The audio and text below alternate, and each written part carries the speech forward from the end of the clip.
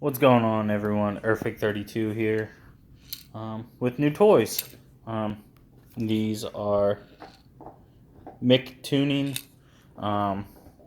18 watt 6 LED pods. They appear to be the same size as all the other little 6-row pods. Yeah, got these in the mail today. I got 4 of them. Was talking to Mictuning on Instagram, and they sent me a link for these at a slightly discounted price, and I'm going to review them. Don't have these hooked up yet, but I also got their 20-inch light bar. Have that on the Colorado already, but first, good job. Yeah, can't have a video without a dog in it because that's just not fun. But yeah, finally decided it was time to replace that tired 20-inch light bar that was on the front of the Colorado. But yeah, so I got this one mounted up. You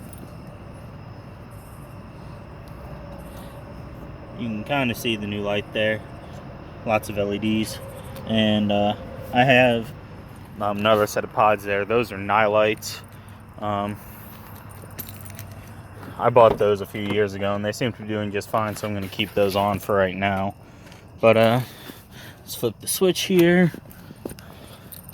And there we go. Pod, light bar, another pod. Unfortunately, with the way my brush guard is set up, this light bar isn't as high as the other one was, with the way I have it mounted.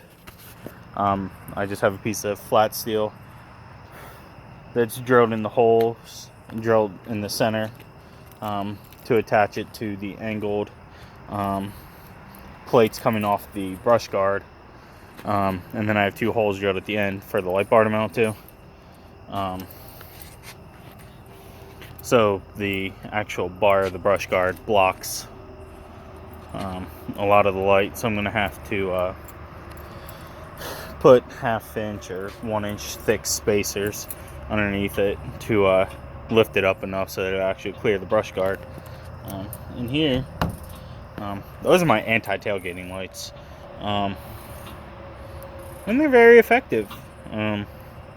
Obviously don't get caught using them in traffic, because in most states it's illegal to run this type of light as a driving light. But in case you have that one jackass on the highway that's following real closely and all, work really well for that. Also for backing up, or just auxiliary lighting. That's mainly why I put them on there. But yeah, really happy with that new light bar. It's a whole lot brighter than the other one was.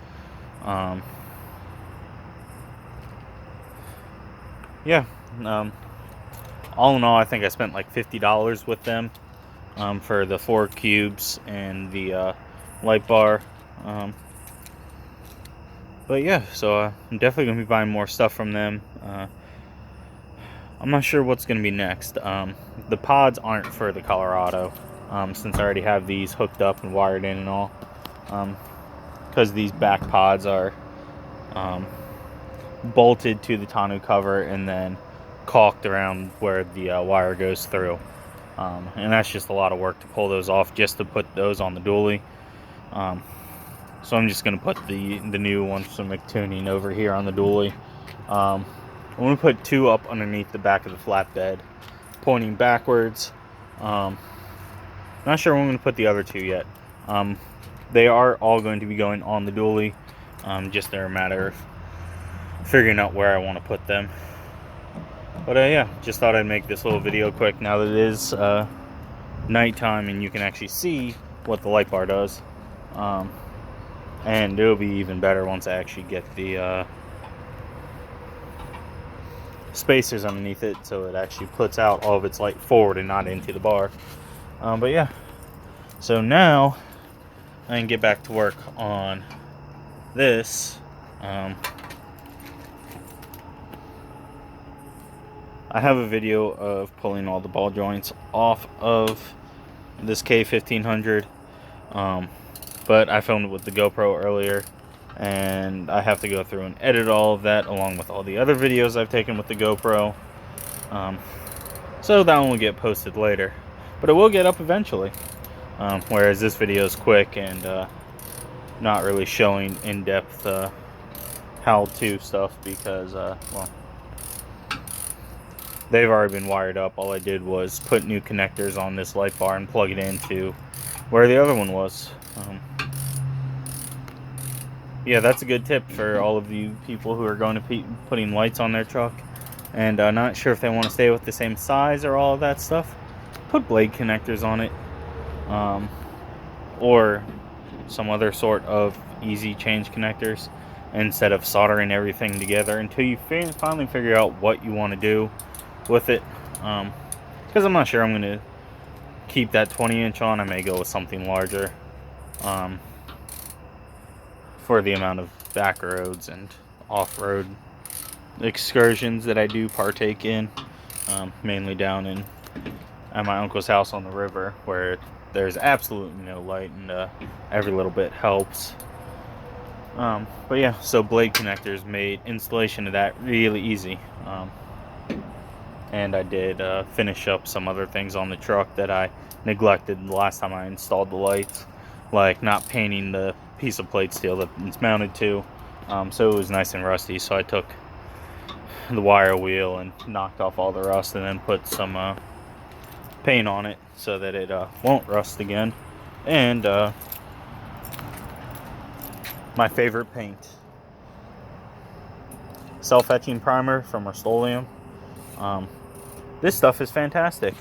You can see new shocks for the K1500.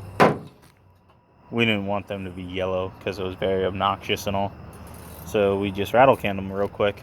But the awesome stuff about this Rust-Oleum is it doesn't chip off or flake or anything. You have to wear it off. And it's a primer, so you can paint over it. But yeah, highly recommend that stuff. I don't know how I found it, but I found it a few years ago when I was browsing. I don't know if someone told me about it, but I know I bought it at Tractor Supply the first few times, and I realized I could buy it at Home Depot. But yeah, so yeah, a little bit of a weird video, mostly LEDs, also project update on that 1500. But yeah, y'all take it easy and you know, don't have too much fun without me again.